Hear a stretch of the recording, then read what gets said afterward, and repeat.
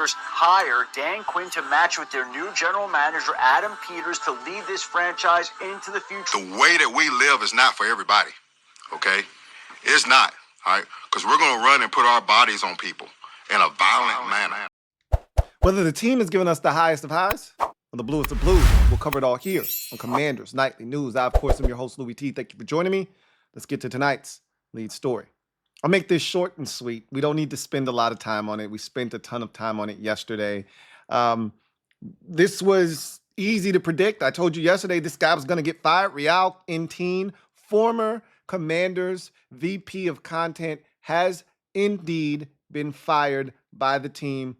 This is not rocket science. You can't say the things that he said yesterday or have that information put out to the masses and have that for mass consumption. You can't say those things about your employer, about the league, about the players that play for the team that you're employed for, about players in the league in general, about the fans of the team that you're employed for. You can't say those things and still keep your job.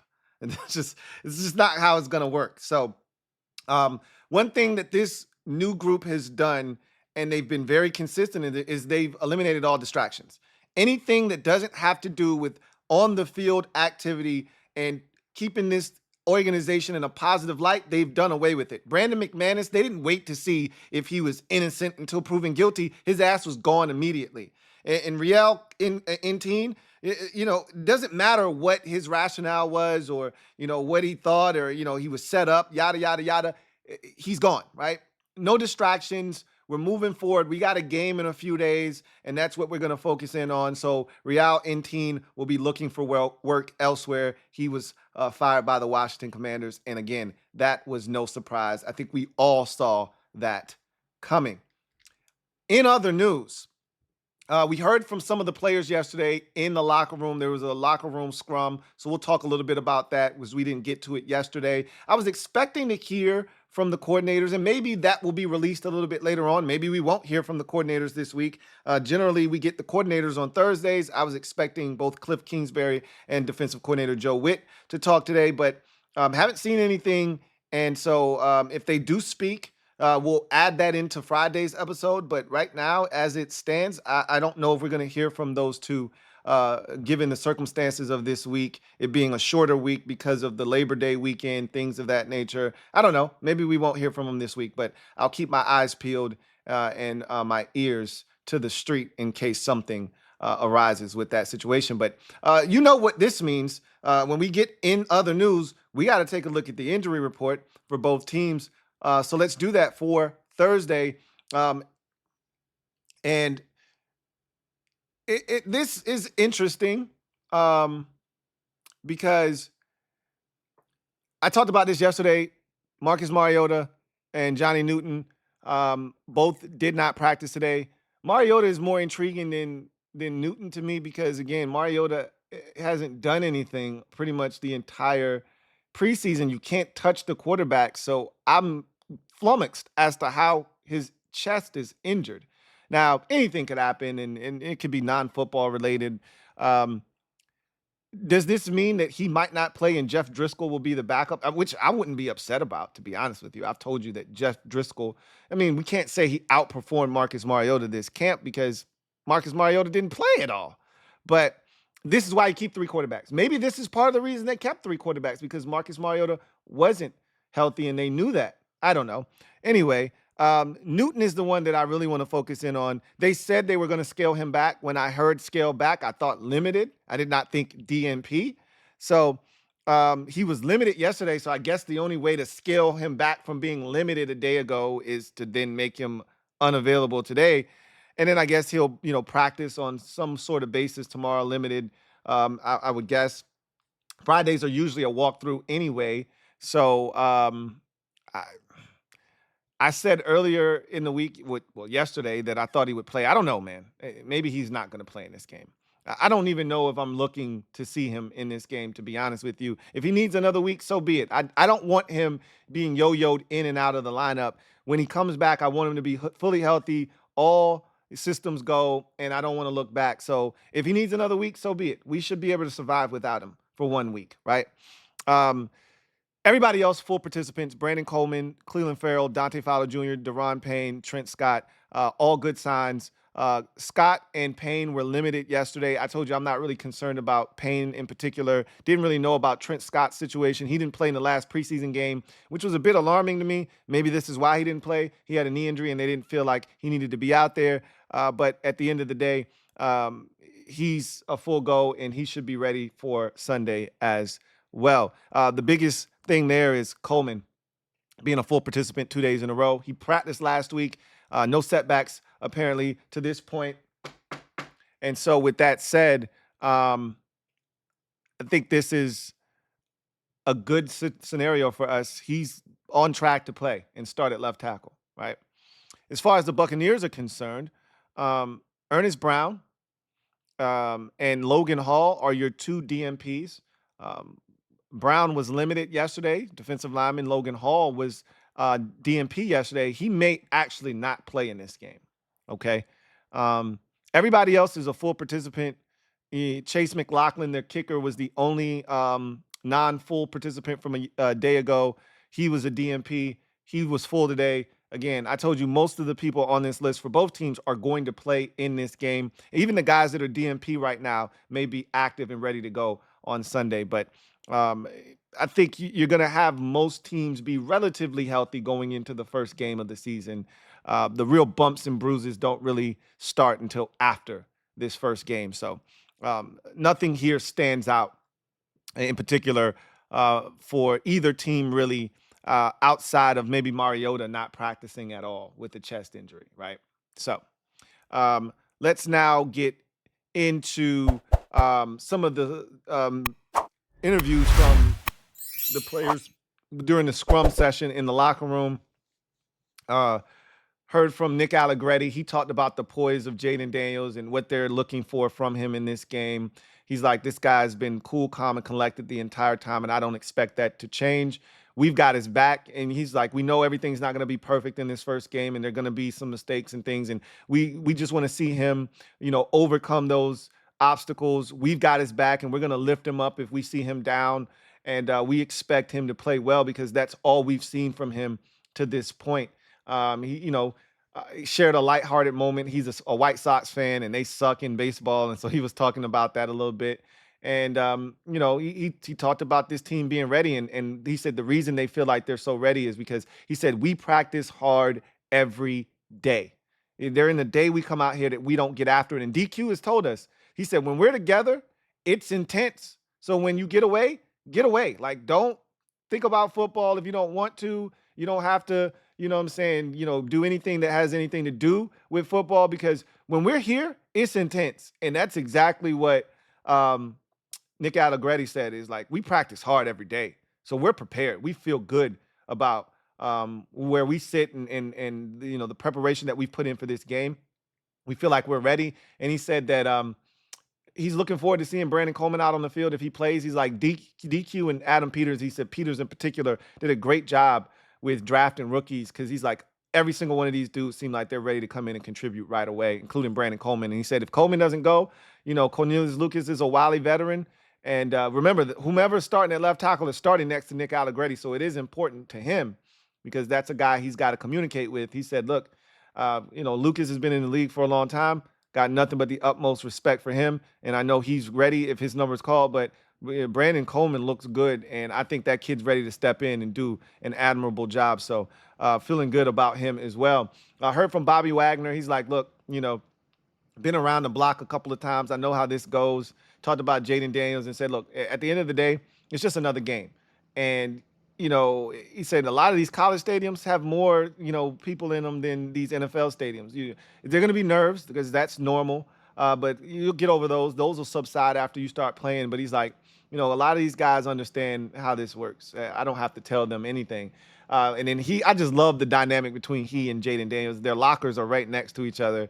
And he was joking about Jaylen Daniels stealing his shoes. First of all, he brought up the fact that Jaylen Daniels is not better in basketball than him. He's like, there were some lies told, some falsehoods spread in the last press conference by a player that I won't name. And he said, but he is the starting quarterback of this team. So, and then he said he's still in my shoes right now as we speak. And they said, I asked him, these accusations, can we ask Jaylen about these accusations? He's like, they're not accusations. Turn the camera around and you'll see him stealing my shoes right now, right? So I thought that was pretty funny. I love the fact that those guys are keeping it light in the locker room. It's business, right, when it needs to be business, but it's also good to keep it lighthearted, man. Have fun in the locker room. Have fun with each other. That's part of that brotherhood that DQ has talked about. Brian Robinson Jr. talked about Jaylen Daniels and him making his first career NFL start, and he said, look, this dude has been lights out, man. He's like, he's been so impressive that you don't even know he's a rookie. We're expecting him to come in and approach this game real business-like, because that's what we've seen from him the entire offseason. And he talked about, the changes in the organization and Sam Cosmi getting paid, and he's happy for him. And he said that they asked him, well, Cosmi said that one of the reasons he wanted to stay here is because of the new energy in the building and the direction and all of that stuff. And Brian Robinson Jr. was like, I mean, I'm a big energy guy, and the energy that DQ brought from day one has been infectious, and I love it. And I'm looking forward to seeing what we can do, because he said the same thing Allegretti said. We practice hard. Iron sharpens iron. And so we feel prepared and we're ready to go for week 1 against Tampa. So you keep hearing the same thing over and over. You start to think that there's some validity to it. And then we also heard from, I think there was one more person that we heard. Oh, Mike Sainristil. He's going to be playing his first NFL game. And he said that, there'll be a little bit of nerves, but he's like, I'm prepared, and your people are only overly nervous when they're not prepared. And I'm prepared. I feel good about the work that I've put in. I feel good about, this coaching staff and the things that they've, instilled in us, and the film that we've watched and the things that we've prepared for. Obviously, they got a coordinator that hasn't called plays in the NFL before. So you got to be mindful of that. And, they've prepared us the best they can. We looked at some of the things that he did in college and, some of the things that the Rams did. But at the end of the day, we just got to come out here, read our keys, and do the things that we know we're capable of doing. So, I mean, these guys, they have me feeling like they're going to take care of business, right? I feel really good about what these guys are doing. And I can't wait to see the product on the field week 1 against Tampa on Sunday afternoon. Speaking of which, let's go behind enemy lines and talk about these Tampa Bay Buccaneers and take a look at some of the things in this game that I think are going to, go a long way in helping determine the outcome. But before we do that, I want to take a closer look, brought to you by BetUS. If you're out here looking for a new sports book this football season, BetUS is the answer. Fastest payouts in the industry. BetUS has upped the ante. For my viewers, 150% sign-up bonus for up to $2,000 on your first 3 deposits by using the promo code YouTube150. Get 10% back on your net losses twice a year. Again, how many books are out here doing that? Not many. Head over to betus.com. Use the promo code YouTube150 to get your 150% signing bonus for up to $2,000 on your first 3 deposits. So you see the spread. Buccaneers are 3-point favorites in this game. You see the over-under total for the game. 44 points is the total. And I think the number is going to be under. Although I could see this thing turning into a pseudo shootout. I really could. Normally the defenses are ahead of the offenses early in the season. So I'd like to think that and again, weather could play an integral part in the outcome of this game and how many points are scored. So I think I'm going to go with the total being under 44, but I could easily see if this is a sunny day and, the two teams come out and they rip it, I could see this thing turning into a 27-23 type game. But it's probably more likely going to be 20-16, something like that, 2017. One of those types game, 23-17, 23-20, which would be all under the total. As far as the spread, Vegas is telling you, and these numbers are brought to you by BetUS. Vegas is telling you that this is a close game and it could go either way. The Bucs are a 3-point favorite at home. So they're telling you that the Commanders could easily go in there and win this game. They feel like this is a game within reach. But Tampa Bay's at home. They were the better team last year. And until otherwise notified, they're going to give them the nod. But Vegas doesn't know yet, right? There's certain teams that they go, okay, this team's going to stink. I would assume that the Patriots line against the Bengals is probably 7 or greater, right? On the road against the Bengals, Patriots stink. I'm pretty sure that's a pretty big number, but that's not what we have here. So Vegas is telling you that they think we'll have a shot in this game. Also, want to take a look at a couple of prop bets for this game. Jaylen Daniels, over under 217 and a half yards. What says you? Will he throw from 218 yards in this game or more, or will he throw for less than 218 yards? That's a tough one because we really don't know, right? It's hard to say what's going to happen here. First game of his career, could be inclement weather. You're probably better taking the under there. If it's sunny out, we're throwing for more than 218 yards in our first game. Like, it's easy to throw for 218 yards in the NFL. I say that it's not easy, but it is easy, right? This is a tough one. This is an interesting prop bet here. And BetUS has got you covered on all the prop bets that you can think of. Speaking of which, I think this is a slam dunk. They're giving away money here. If you are a betting person, this is the one that I'm jumping all over right here. Zach Ertz, 23 and a half yards in his debut performance as a Commander. He's getting over 24 yards in this game, okay? To hell with what you heard. If Zach Ertz is healthy and plays for 4 quarters, he might have over 24 yards in the first quarter of this game because he and Jaylen Daniels have built a rapport. He's going to be looking for Zach Ertz. This is easy money, folks. BetUS is trying to give away some money here. All right? BetUS.com. Use the promo code YouTube150 if you haven't used BetUS before, so you can get your 150% off your first 3 deposits up to $2,000. But they're giving away money here. Zach Ertz is going to have over 24 yards in this game, okay? Trust me. I'd give it away, but my wife won't let me, okay? Trust me, he's going to have it. And then the last one is Terry McLaurin, El Capitan, 59 yards or more in this game. Over under 58 and a half. All right, so if he's got 59 yards or more, you're taking the over. If you think he's going to be under 58 yards, you take the under.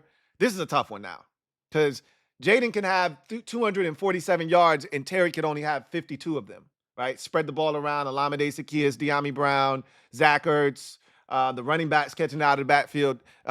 Terry could easily end up with 52 yards. They could be an impactful 52 yards.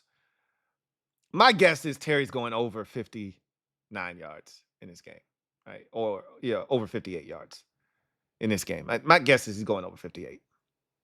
I mean, if that Dolphins game is any indication of what they're going to try to do, they're going to try to feed Terry McLaurin the ball early and often.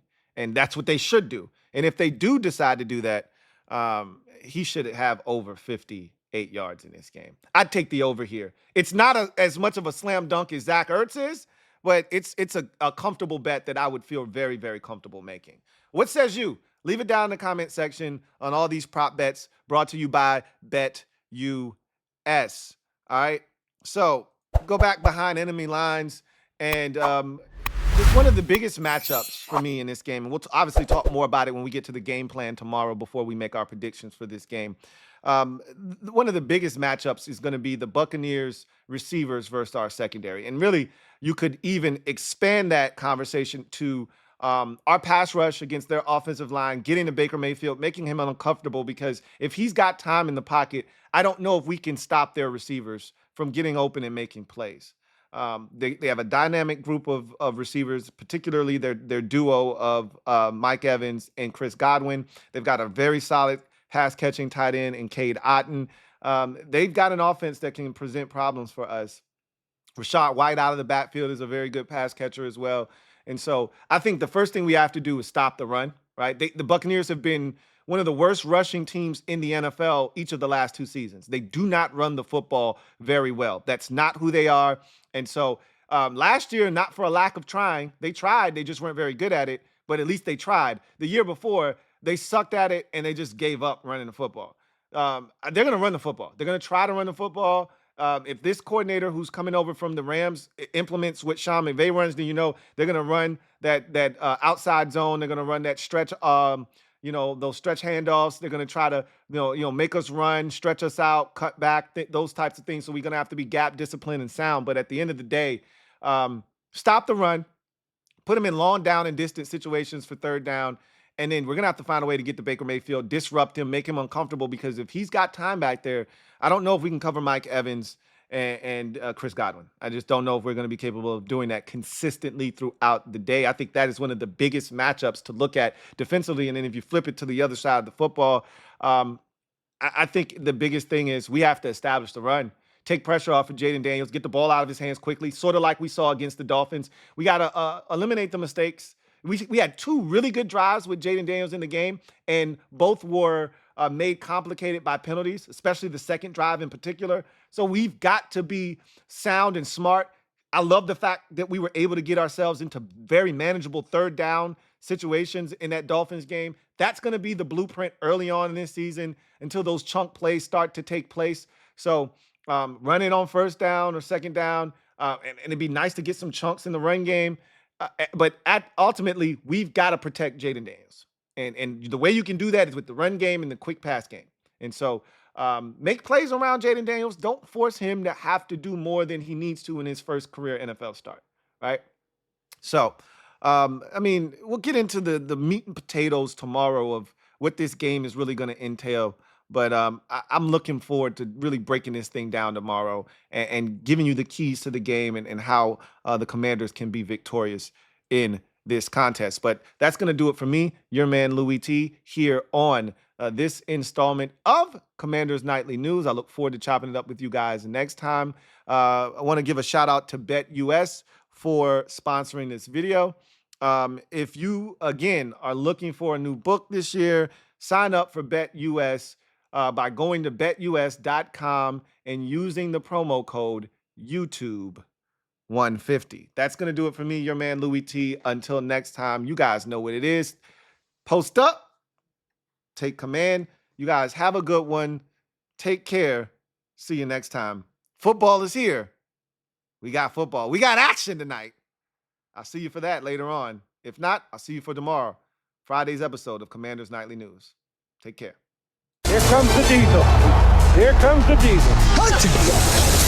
There's the snap, hand to Riggins. Good hole. He's got the